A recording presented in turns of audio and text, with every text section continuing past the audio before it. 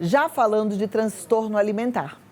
O transtorno alimentar apresenta comportamentos que influenciam de modo negativo a saúde física e mental da pessoa que sofre com esse problema. E quando a gente fala sobre transtornos alimentares, muitas vezes estamos falando de pessoas que não sabem lidar com sentimentos específicos e se expressam na alimentação.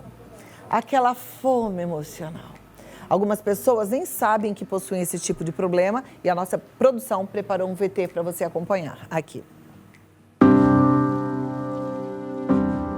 Transtornos alimentares são condições graves relacionadas a comportamentos alimentares persistentes que afetam negativamente sua saúde, suas emoções e sua capacidade de funcionar em áreas importantes da vida. Os sintomas variam dependendo do tipo de transtorno alimentar. Anorexia nervosa, bulimia e transtorno da compulsão alimentar periódica são os transtornos alimentares mais comuns. Vamos saber mais sobre esse assunto?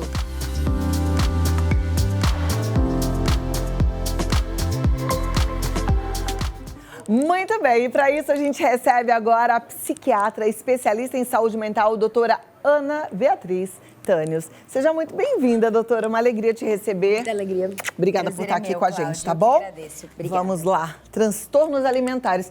Eu penso que às vezes a gente minimiza muito, acha que qualquer coisa é um transtorno alimentar, mas transtorno alimentar é uma doença séria, né? Sim, na verdade é um grupo de doenças que são muito sérias, com níveis de gravidade, né, consideráveis, assim.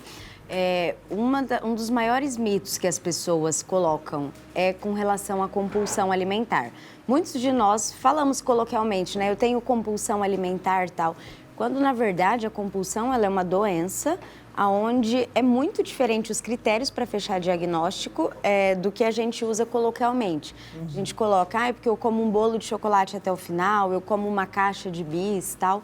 E a compulsão em si, ela não é seletivo, né? É um padrão alimentar totalmente não seletivo. Ou seja, a pessoa que tem compulsão alimentar, ela tem compulsão alimentar por todo tipo de alimento. Jiló, por exemplo. Qualquer coisa, o que tiver em casa. Tá.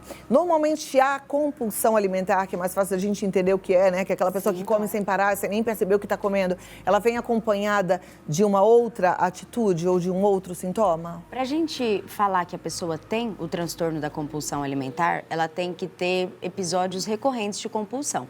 Falando do episódio em si, é um momento onde a pessoa come uma quantidade exagerada de comida num período de tempo muito curto, e ela não consegue evitar comer aquilo e depois daquilo ela se sente muito, muito mal. Isso acontece no mínimo uma vez na semana por 3 meses, para ser compulsão alimentar.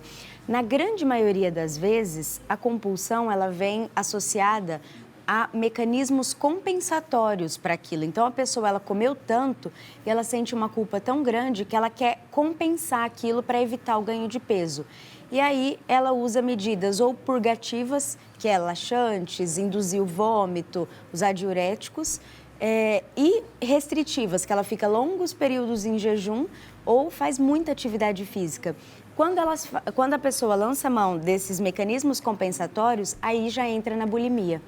Aí é a bulimia nervosa. Que seriam outros tipos de transtornos alimentares, né? Tipo. Que tem a bulimia, a anorexia e outros mais. Exato. Ok. Eu falei na introdução, antes de chamar o VT, que muitas vezes essa compulsão alimentar, ela está associada a sentimentos que a gente ignora, ou alguns traumas, né? Vivência mesmo, coisas que a gente não elaborou bem. Isso é verdade? Sim.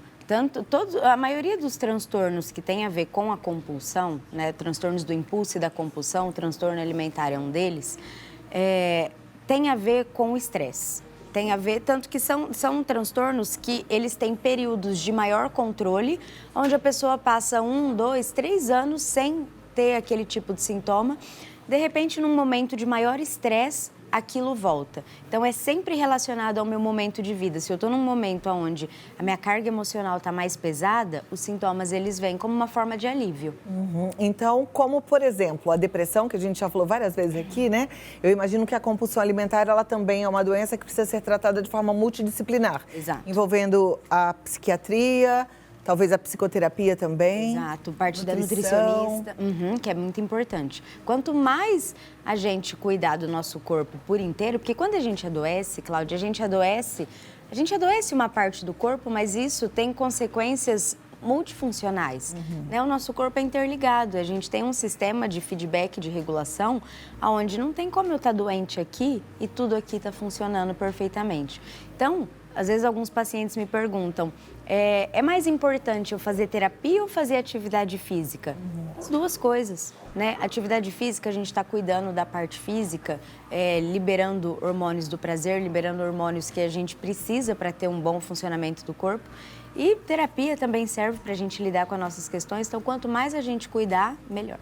Melhor, né? Tem um psiquiatra que volta e meia vem aqui, ele fala, eu não dou remédio para os meus pacientes se eles não se comprometem em fazer exercício aeróbico pelo menos 5 vezes por semana, por meia hora contínua. Sim. Né? Porque faz muita diferença, né? Sim, porque senão a gente coloca uma expectativa na medicação de essa medicação vai ser milagrosa, né? Ela vai mudar a minha vida. Medicação trata o sintoma só. A gente, por trás do sintoma, a gente tem muito sofrimento de vida, de personalidade, de comportamentos, de questões sociais que a gente precisa cuidar também. Na compulsão alimentar, isso sempre está presente? Ou existem casos onde só aconteceu uma desordem químico-cerebral e um medicamento vai resolver e ponto? A compulsão alimentar, ela está muito ligada a outros transtornos psiquiátricos também, principalmente transtorno de personalidade borderline e o transtorno bipolar. Então, essas doenças, elas já têm uma desordem muito maior, né, de comportamento, de sentimento. Então, sempre vai estar ligado a uma desorganização de sentimento, por exemplo. Agora, existe controle, já que você falou de borderline e de bipolar, existe controle para essas doenças? Da compulsão? Não, para o transtorno borderline, transtorno bipolar. Existe um controle para que a pessoa não desestabilize e caia também na compulsão alimentar? Tanto o transtorno de personalidade borderline quanto o transtorno de humor bipolar, eles são desordens onde a pessoa ela vive um grande período em sofrimento. Então, a gente sempre fala, né? Na psiquiatria é muito difícil a gente falar em cura, a não ser algumas doenças mais episódicas. Mas existe sim um controle e como a gente viver melhor com isso. A gente sabe, como se fosse uma ciência exata. Na psiquiatria não tem ciência exata, mas se há alguma chance de viver mais controlado com isso, sem sintomas, ter uma vida normal, para você ser produtivo, funcional, é se cuidando.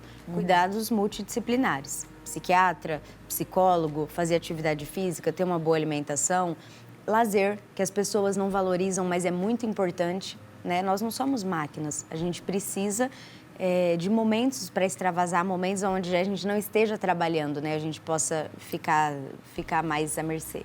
Perfeito. Doutora, tem muita gente que relata que engordou depois que começou a tomar remédios psiquiátricos. Esses remédios eles estão associados um pouquinho ao ganho e aumento de peso. Como é que é tratado uma compulsão alimentar? Na psiquiatria, eu digo da parte medicamentosa. A gente sabe que precisa do exercício físico, da psicoterapia e da nutricionista. A compulsão alimentar da parte psiquiátrica, a gente usa medicação. Claro, Cláudia, que a gente sempre avalia o custo-benefício daquele remédio para o paciente. Porque assim, pelo menos a forma como eu trabalho, qual o sentido de eu colocar um remédio para a pessoa? É que a qualidade de vida dela suba muito do que sem a medicação. Então, eu costumo dizer para os meus pacientes, se uma medicação, ela resolveu sua compulsão alimentar, mas ela te deu muito ganho de peso, muita sonolência, você está com queda de concentração, você está muito sonado, essa medicação não serve. Eu troquei um problema pelo outro. Então, existem algumas medicações que podem aumentar, acelerar o processo de ganho de peso? Existem. Mas, por exemplo, quando normalmente a compulsão alimentar é um transtorno muito mais em mulheres do que em homens. E em fase de final da adolescência e início da vida adulta. É uma fase que a mulher tem uma vaidade muito importante. E a questão da autoestima, ela é muito importante e tem que ser valorizada. Então, eu vou fugir de todas as medicações que causem esse efeito para a pessoa. Vou dar prioridade para medicações que não mexam com essa questão do peso, nem do apetite. E, no geral, o tratamento em si, a gente freia esse impulso de eu preciso comer mesmo sem estando com fome. Porque a compulsão ela é marcada por isso. Eu como na ausência de fome. Ok. Nisso, eu fico pensando que os psiquiatras correm o risco, com esse alerta que a gente está dando aqui, com essas informações sobre compulsão alimentar, de serem procurados por pessoas que querem perder peso. Sim. Né? Como é que é o crivo aí para estabelecer quem realmente precisa de uma medicação e quem não precisa? A gente sempre tem que avaliar qual o custo-benefício do ganho de peso na vida dessa pessoa, qual o impacto. Nós da psiquiatria, a gente faz bastante avaliação, inclusive, para pacientes que estão em processo de cirurgia bariátrica, liberando o paciente ou não. Quando a gente tem algum transtorno mental de base, transtornos de humor, transtornos de ansiedade ativos, não é um bom momento para colocar uma medicação onde possa mexer com o humor dessa pessoa. Que às vezes algumas medicações da linha dos anorexogênicos, elas causam uma certa irritabilidade, um aumento da ansiedade.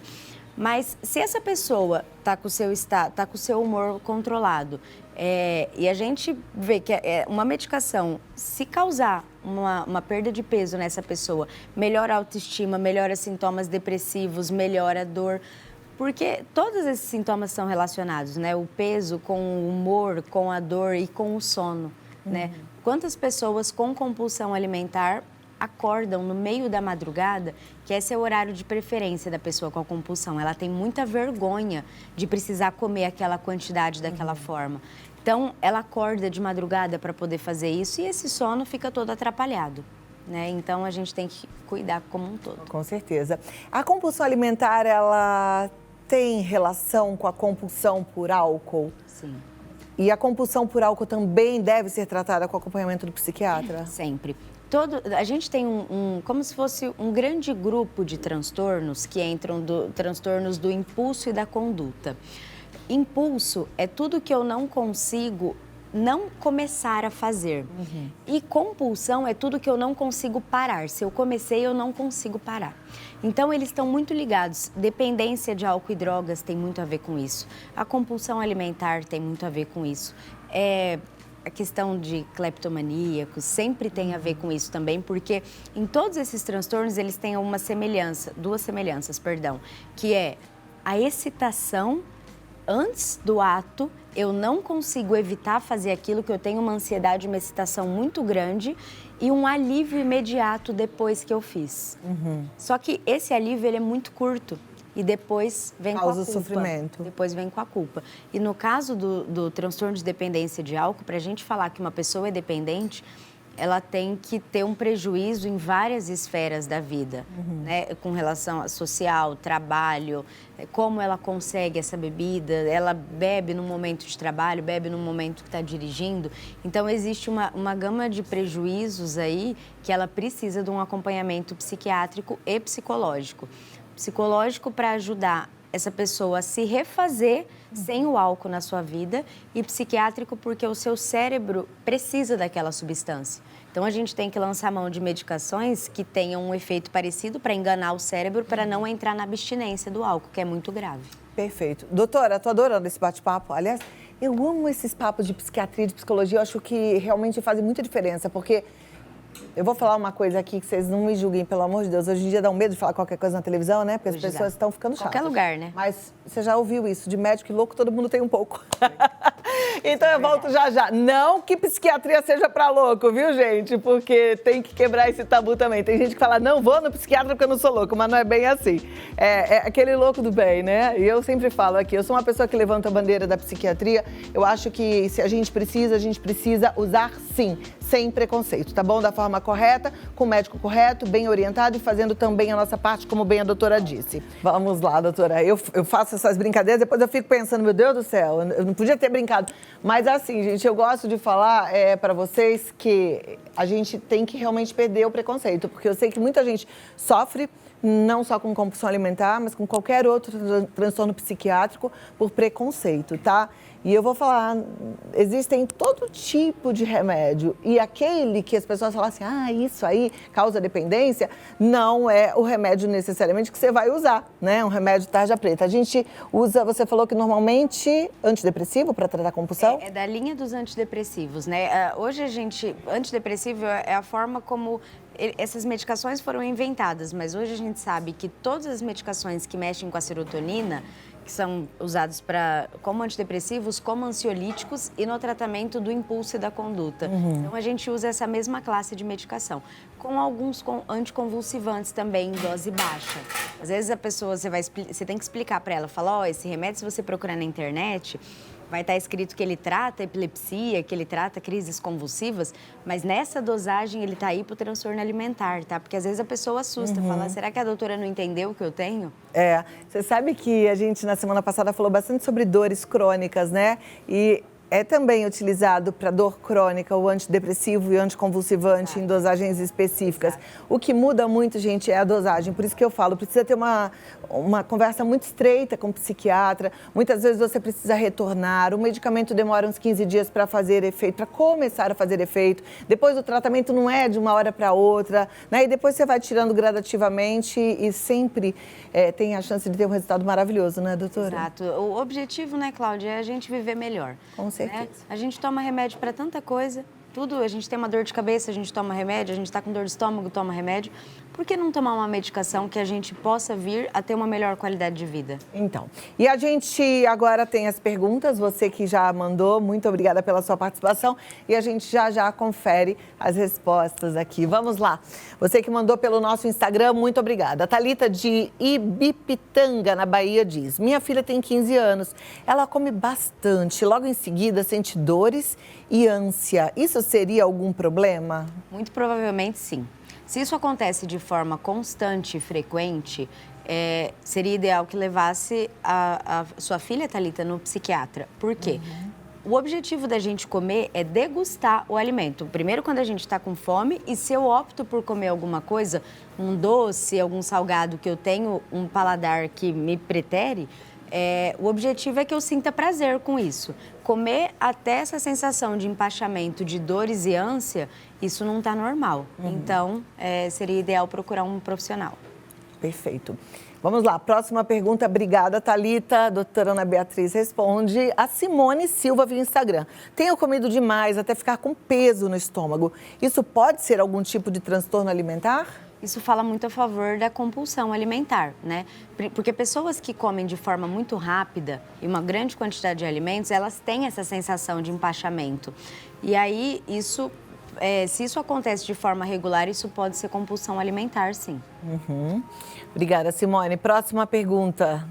Pode virar essa daí que já foi. Luciano José, de São Gonçalo, Rio de Janeiro. Trabalhei durante muito tempo à noite e mesmo depois de anos de aposentado, ainda sinto muita fome durante a noite. Isso é normal? Isso é normal. Por quê? Pessoas que trabalham de turno, pessoal que trabalha como vigilantes e até os profissionais da área da saúde que fazem turnos noturnos, né, para trabalhar, o organismo dessas pessoas acostumaram, o ciclo circadiano deles é como se tivesse alternado. Então, de dia, a pessoa tem um metabolismo mais lento e à noite ela tem um metabolismo mais rápido. E muitas dessas pessoas que tiveram trabalhos noturnos, onde era o momento que ficava acordada, sentem fome como um metabolismo mais ativado no período da noite do que de dia. Então, isso demora um grande tempo para regularizar, se regularizar. Bom, Luciano, boa sorte aí com as suas madrugadas de assalto à geladeira, eu imagino. Vamos lá, próxima pergunta. Não se identificou, mas diz, meu marido tem variações compulsivas por exercícios e também por comida, em épocas diferentes. Como posso ajudá-lo? Que tipo de compulsão é essa? Na verdade, compulsão por comida tem que ver qual o padrão, né, alimentar, antes da gente fechar um diagnóstico.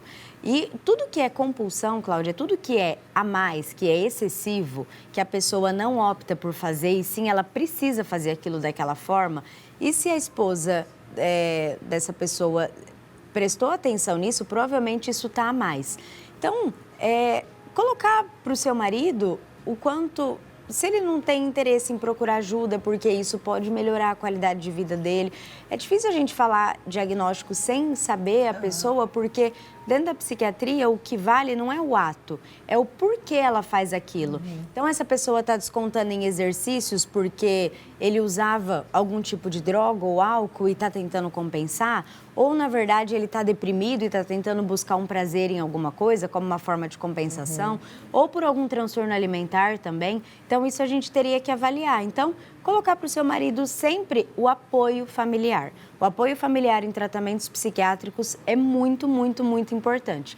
Nunca falar de uma forma de julgamento e sim de acolhimento, de colocar que você está ao lado dessa pessoa e que vai ajudá-la a passar por isso. Gente, vou repetir aqui uma coisa que eu sempre falo, depressão não é frescura, não é doença de rico, não é doença de gente fraca, nada disso, pelo amor de Deus. Ainda tem gente que fala isso, tá? Então, assim como a depressão, qualquer outro transtorno psiquiátrico precisa ser levado a sério com respeito e compreensão, né?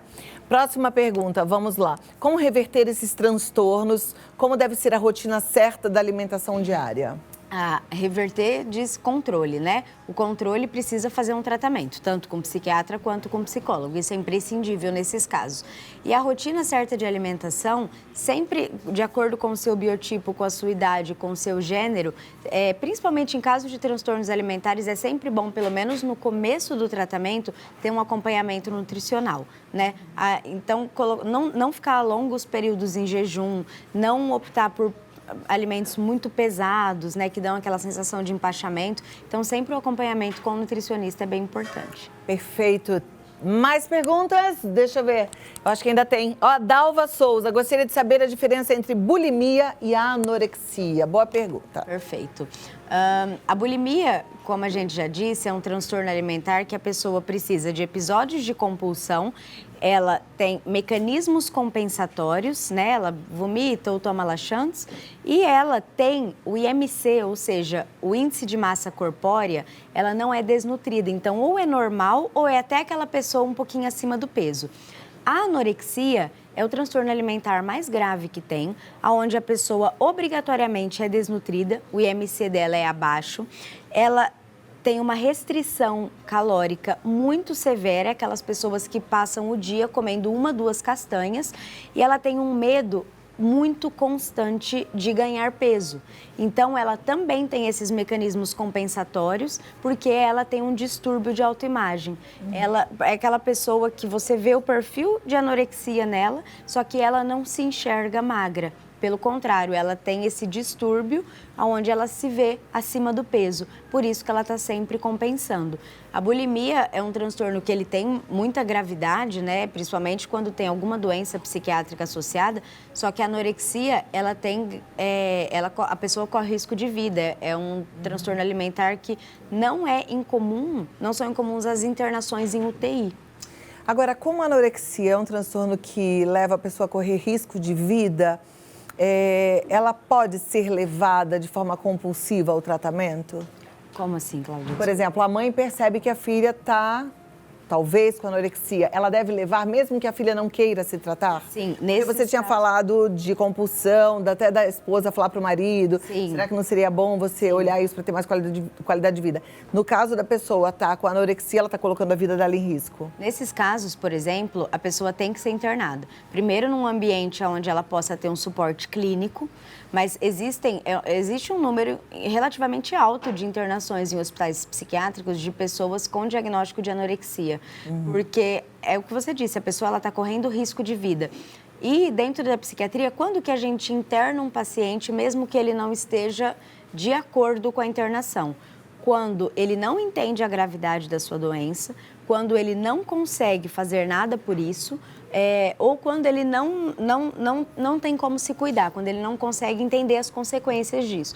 E aí, a pessoa com anorexia, normalmente, ela preenche esses critérios. Então, para ela continuar viva e bem, a gente precisa, pelo menos num período curto, de um processo de internação. Estamos ouvindo e aprendendo sobre transtornos alimentares, alimentação desequilibrada, que muitas vezes não é um transtorno alimentar, e entendendo quais são os principais, né? Então, vamos continuar aqui. A Rose Venâncio está falando via Instagram. Faço jejum intermitente há 2 meses. Estou me sentindo muito bem e sem problemas. Mas, passando o período do jejum, não sinto fome. O que fazer? Forçar e comer ou esperar mais tempo e comer somente quando sentir fome? O jejum intermitente, ele é uma das medidas de perda de peso, né? Que muitos profissionais instruem, falam a favor do jejum intermitente, e ele é muito importante, né? Mas você sempre tem que ter um acompanhamento com um profissional, porque o objetivo é que esse jejum ele seja em prol de um emagrecimento, melhora de colesterol, melhora de triglicérides, bem-estar físico. Agora, não de você ficar sem as suas proteínas, nutrientes que você precisa. Senão isso pode gerar anemia, alguns outros problemas mais graves. Então, sempre que você for fazer o jejum intermitente, que seja com acompanhamento do seu personal, né? No caso, se você faz atividade física, e do seu nutricionista. E aí você vai ter a sua grade alimentar do que você pode comer. E tudo é o organismo acostumar. Seu organismo vai acostumando com aquela alimentação. Na sua experiência clínica, existem casos em que o paciente começa um transtorno alimentar como uma anorexia por conta do jejum intermitente? Acontece. Não por conta do jejum intermitente. Ele tem que ter esse distúrbio de autoimagem. A pessoa ela tem que se olhar no espelho e se ver muito acima do que ela realmente está. Inclusive, uma curiosidade da anorexia é quanto mais a pessoa perde peso, em casos mais graves, se ela está perdendo peso, ela começa a focar em algumas regiões, tipo glúteo, abdômen, né, coxas, onde tem uma gordurinha um pouco mais localizada, e ela agrava ainda o transtorno dela, mesmo ela perdendo peso, porque ela começa a focar nessas regiões que são mais difíceis de perder peso. Ok. Amanda Arruda, de São Bernardo, diz: efeito sanfona, quando a pessoa engorda e emagrece com frequência, pode ser um transtorno alimentar?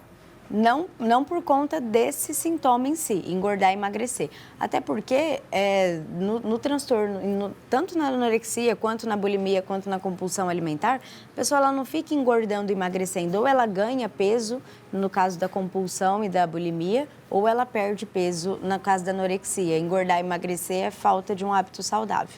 Perfeito. Doutora, amei te receber.